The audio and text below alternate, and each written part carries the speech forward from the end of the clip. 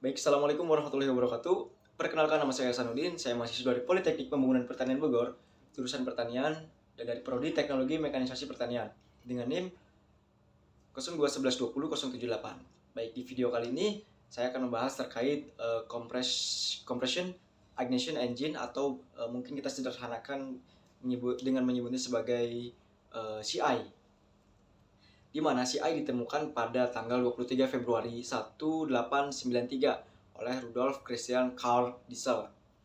Nah, CI ini termasuk ke dalam motor bakar dengan pembakaran dalam atau internal, di mana proses pembakarannya terjadi di dalam ruang mesin tersebut. Oke, selanjutnya, baik, sebelum kita masuk lebih jauh terkait ke langkah-langkah dari proses CI, maka mungkin kita harus terlebih dahulu kita harus mengetahui bagian-bagian utama dari proses CI tersebut.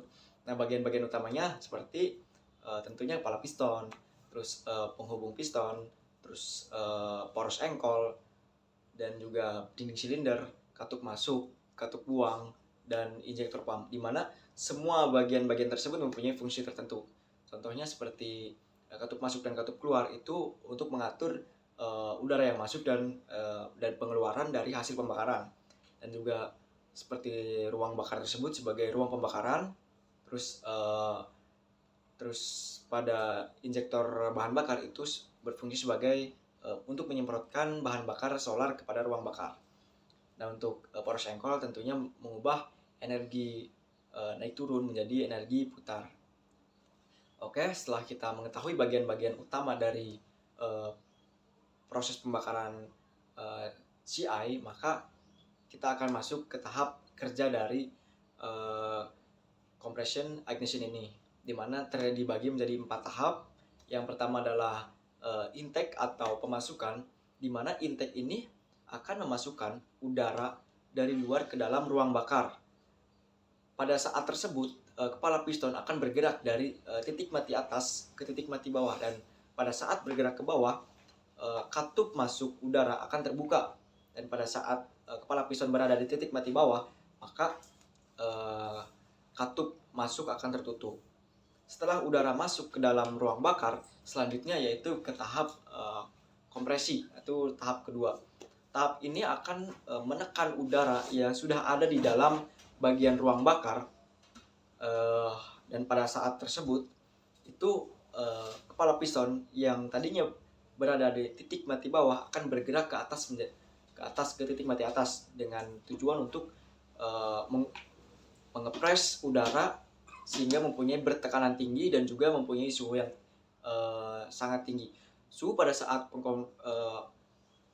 pengepresan itu sekitar 550 derajat Celcius. Oh, sungguh panas, bukan? Padahal hanya udara yang ditekan oleh kepala piston. Baik, langkah selanjutnya itu adalah langkah daya atau pembakaran, di mana langkah ini setelah udara yang sudah ditekan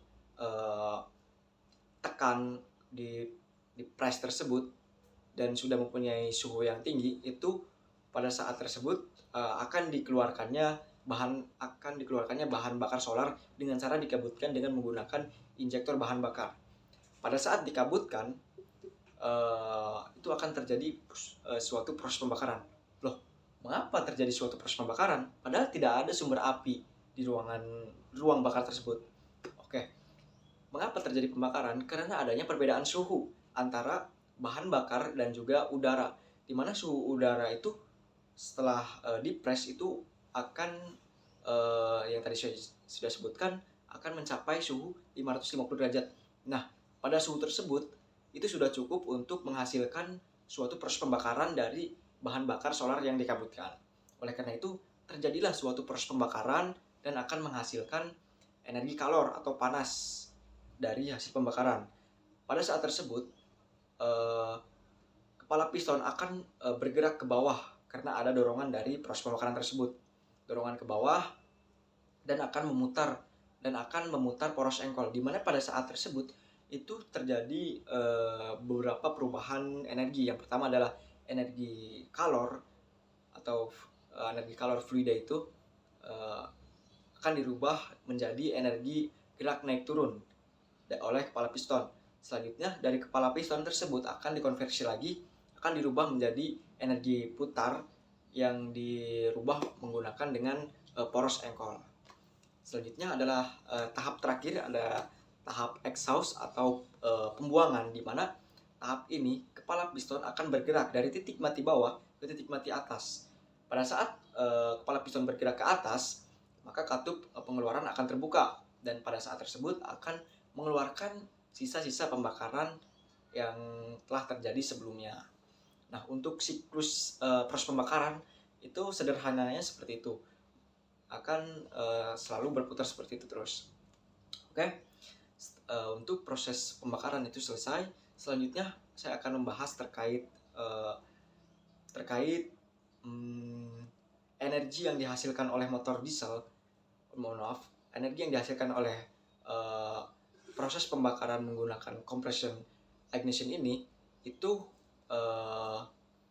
sebenarnya tidak stabil. Kenapa tidak stabil? Karena dari hasil proses pembakaran itu bisa terjadi pada bagian atas ruang bakar atau bagian bawah ruang bakar. Karena yang pertama, karena tidak ada sumber api sebagai pematik utamanya.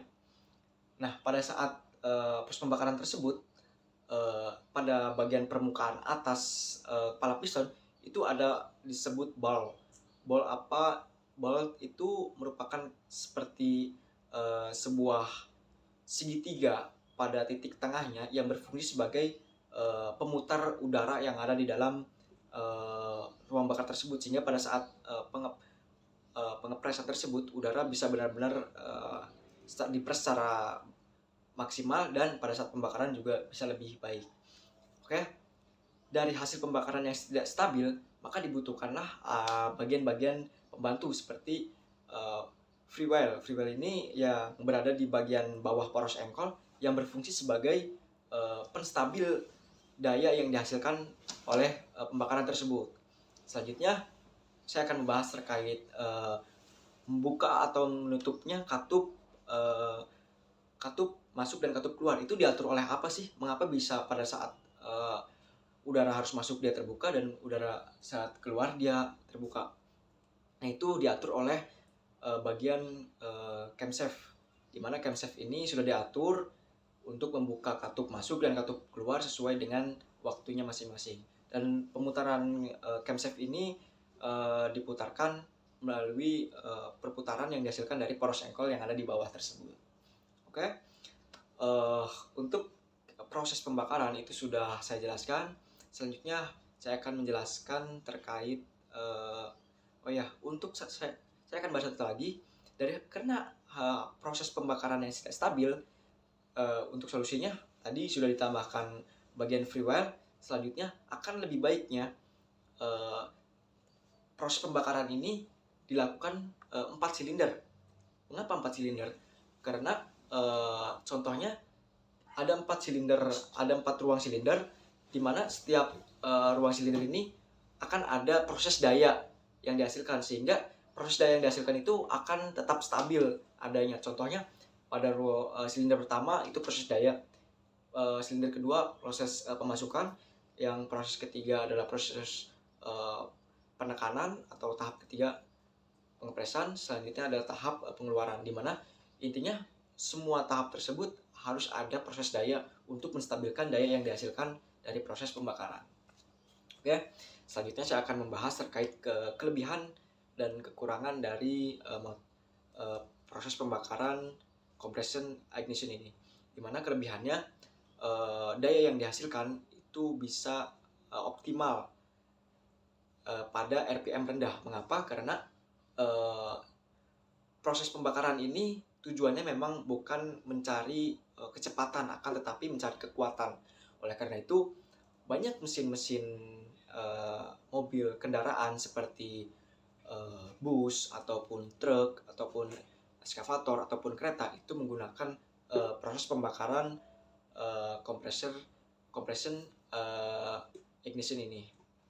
Selanjutnya dari segi pengapian itu tidak menggunakan tidak menggunakan bahan pembantu seperti busi. Oleh karena itu eh,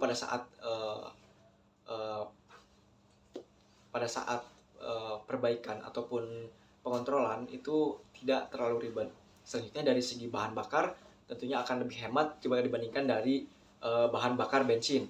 Dan untuk relatif harganya juga lebih murah jika dibandingkan dengan motor bensin di masyarakat. Selanjutnya untuk kekurangan tidak bisa mencapai RPM yang sangat tinggi, yaitu karena tujuannya memang bukan untuk kecepatan. Selanjutnya untuk akselerasi itu sangat kurang untuk proses pembakaran ini, karena pada saat kita ingin menaikkan kecepatan itu akan membutuhkan waktu.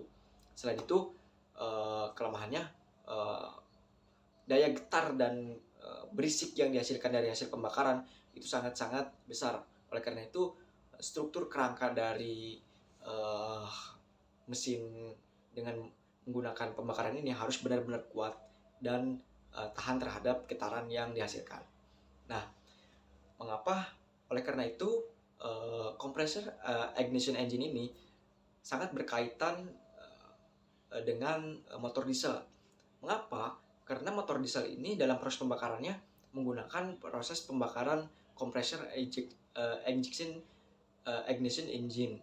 Oleh karena itu, di mana proses pembakaran memanfaatkan tekanan yang dihasilkan udara dan suhu tinggi dan disemprotkan dengan bahan bakar sehingga terjadinya suatu proses pembakaran. Baik, mungkin itu saja yang bisa saya sampaikan. Jika ada saran dan masukan, silakan tulis di kolom komentar di bawah ini. Sekian dari saya. Wassalamualaikum warahmatullahi wabarakatuh.